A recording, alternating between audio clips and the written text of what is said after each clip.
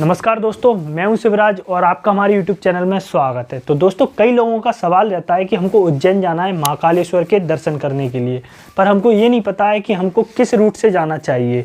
हमको ट्रेन से जाना चाहिए या फिर बस से जाना चाहिए या फिर हमको खुद की गाड़ी से जाना चाहिए। कौन सा रूट हमारे लिए बेस्ट रहेगा और कम खर्चे में हमारे लिए काम हो जाएगा, और वहाँ पर जाकर हमको रूम कहाँ पर लेना है और हमारा खाना पीने में कितना खर्चा आएगा।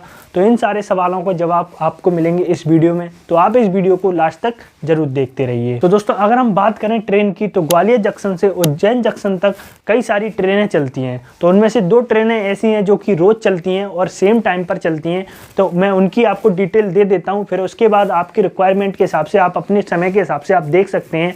वेयर इज माई ट्रेन करके एक ऐप है, उस पर आप जाकर देख सकते हैं। अगर आपके समय के हिसाब से आपके लिए कोई और ट्रेन बेस्ट रहेगी तो आप उसमें भी जाके अपना टिकट करा सकते हैं। तो पहली ट्रेन है मालवा सुपरफास्ट एक्सप्रेस, जिसका किराया आपको अनरिजर्व्ड अगर आप टिकट कराते हैं तो 200 रुपये पड़ेगा। पर दोस्तों, मेरी मानिए तो अनरिजर्व्ड कोच में बहुत सारी भीड़ रहती है। अगर आप अपनी फैमिली के साथ जा रहे हैं या फिर आप खुद जा रहे हैं, या हो सकता है अगर आप अपने दोस्त के साथ जा रहे हैं तो आप अनरिजर्व्ड में चले जाइए। पर अगर आप अपनी फैमिली के साथ जा रहे हैं तो अनरिजर्व्ड डिब्बे में आप ना जाइए, क्योंकि उसमें बहुत सारी भीड़ रहती है। तो आप ज़्यादा नहीं तो स्लीपर का टिकट करा ही सकते हैं। मालवा सुपरफास्ट एक्सप्रेस का स्लीपर का टिकट है 365 रुपये।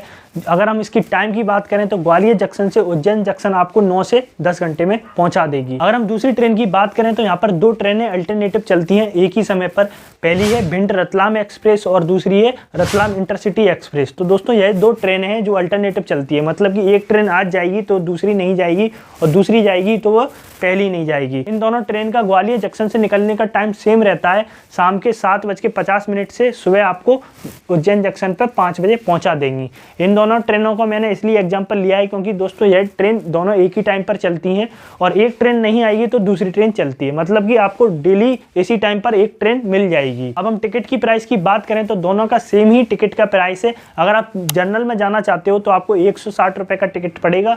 वहीं पर अगर आप स्लीपर कोच में जाना चाहते हो तो आपको 290 का टिकट की प्राइस पड़ेगी। तो दोस्तों, यहाँ पर मैंने आपको 3 ट्रेन के बारे में बता दिया। लमसम वो 2 ही ट्रेन है, मतलब कि 2 उसमें से एक ही टाइम पर अल्टरनेटिव में चलती हैं, मतलब कि एक आती है एक नहीं आती है।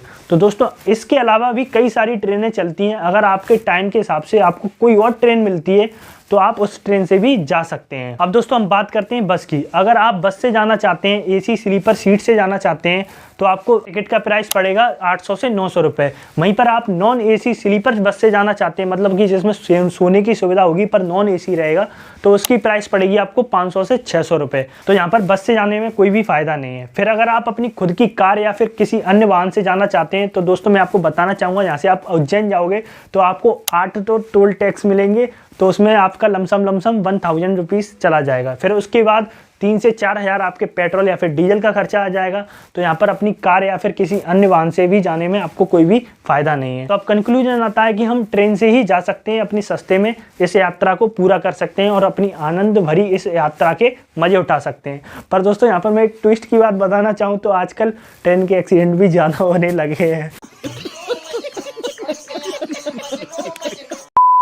तो दोस्तों, ये तो मजाक की बात थी, आप इसको सीरियसली ना लेना।